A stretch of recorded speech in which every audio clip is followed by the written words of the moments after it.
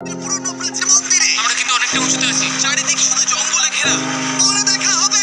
চলো দেখা যাক ওখানে কি কি পাওয়া যায়। এই ভিডিওতে আমরা অনেক প্রাচীন মন্দির ঘুরে দেখব, যে মন্দিরগুলোর অনেক গভীরে রয়েছে প্রাচীন মায়া সভ্যতার গোপন রহস্য। তোমরা এখন যা যা দেখছো, মায়ানরা সেগুলো চাইনি যে আমরা দেখি। আমরা এমন সব জায়গায় যাবো যেখানে আগে কেউ যায়নি, এমনকি পৃথিবীর সপ্তম আশ্চর্যের একটা আমরা ঘুরেও দেখবো। আর এইসবের জন্য আমাদের হাতে মাত্র 100 ঘন্টা সময় আছে। ভাই, এই সিঁড়িগুলো কিন্তু বিশাল উঁচু। আগে আমি একটা এসকেলেটর খুঁজবো। চলো মায়া সভ্যতার গোপন রহস্য আবিষ্কার করা যাক। এটাই হলো মায়া সভ্যতার বিশাল মন্দিরে ঢোকার প্রধান দরজা। সুড়ঙ্গটা সত্যিই গভীর।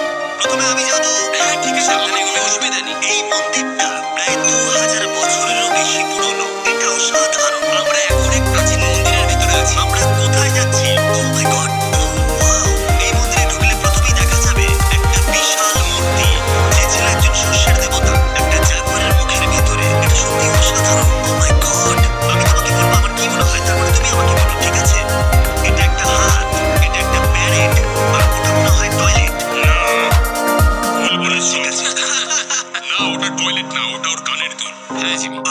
ব্যাপারটা হলো এই জায়গাটা আসলে একটা পিরামিডের উপরে আরেকটা পিরামিড। তাই যত ভিতরে যাব তত পুরনো জিনিস দেখতে পাবো। সাবধানে যেও ছেলেরা। সুড়ঙ্গটা খুব নিচু, জিমি। বিশ্বাস হচ্ছে না সরকার আমাদের এটা করতে দিয়েছে। এটা অসাধারণ। এমনকি আর্কিওলজিস্টদেরও এখানে ঢোকার কোনো অনুমতি নেই। আমরা এখন কতটা গভীরে আছি? 1 ঘন্টা ঘুরে দেখার পরে আমরা এই প্রাচীন মন্দিরের একেবারে শেষে এসে পৌঁছলাম।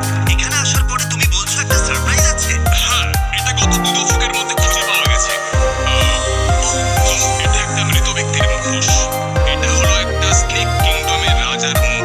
মায়ানরা এইরকম মুখোশ ব্যবহার করত মৃত ব্যক্তিদের সুরক্ষিত রাখার জন্য, যাতে তারা মাটির নিচে সুরক্ষিত থাকে। আমি ধরতে পারি? হ্যাঁ, নিশ্চয়ই।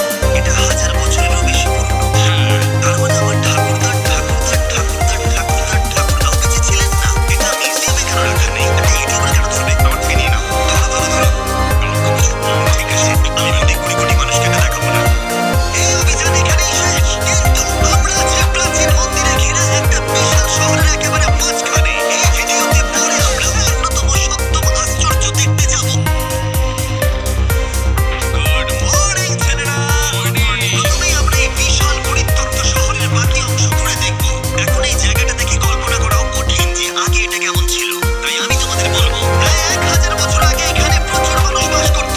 তখন জায়গাটা এরকমই ছিল। একসময় এখানে এরকমই রাস্তা ছিল। প্রায় সব জায়গাতেই মন্দির ছিল। শহরটা ছিল উন্নত, কিন্তু ভেতরে গেলে অসাধারণ শিল্পকর্ম দেখা যাবে। ঠিক এইরকম অনেক বড় জায়গা। এটা অবিশ্বাস্য। এই ভিডিওগুলোর প্রিয় অংশ হচ্ছে যখন আমরা প্রাচীন চিত্রগুলোকে জীবন্ত করে তুলি। আর তাই ওরা কি বোঝাতে চেয়েছে আমরা বুঝতে চেষ্টা করব। কিন্তু দারুণ। এই ছবিতে মায়ানদের 2500 বছর আগের সমাজ চিত্র কেমন ছিল দেখা যাচ্ছে। এটা অসাধারণ। নোলান ভেবেছিল ওটা একটা লামা। এটা নিয়ে আমরা পরে কথা বলবো। নোলান, তুমি ওটাকে লামা ভেবেছিলে? আমি ভেবেছিলাম যে এটা চোখ, এটা মুখ, আর ওটা না, পা। আমি তো ভাবতাম তুমি বেশ বুদ্ধিমান।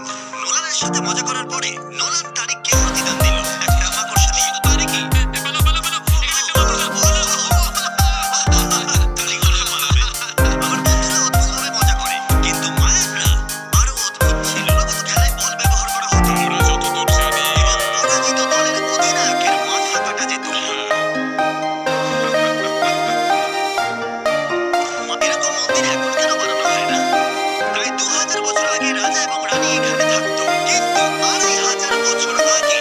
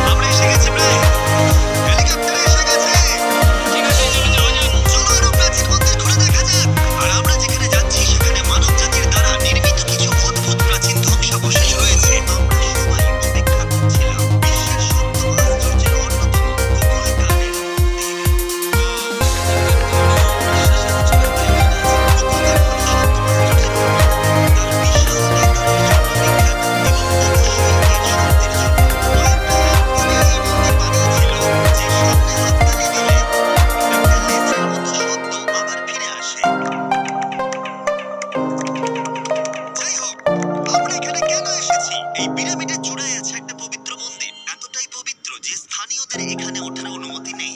এখন প্রশ্ন হলো, এখানে কোন গোপন রহস্য লুকিয়ে আছে? এখানকার সংস্কার এবং মানুষদের বিশ্বাসের প্রতি সম্মান রেখে আমরা এই মন্দিরের ভিতরে পা রাখবো না। তার বদলে আমরা এই ড্রোনটা উপরে পাঠাবো। ওখানে কোন গোপন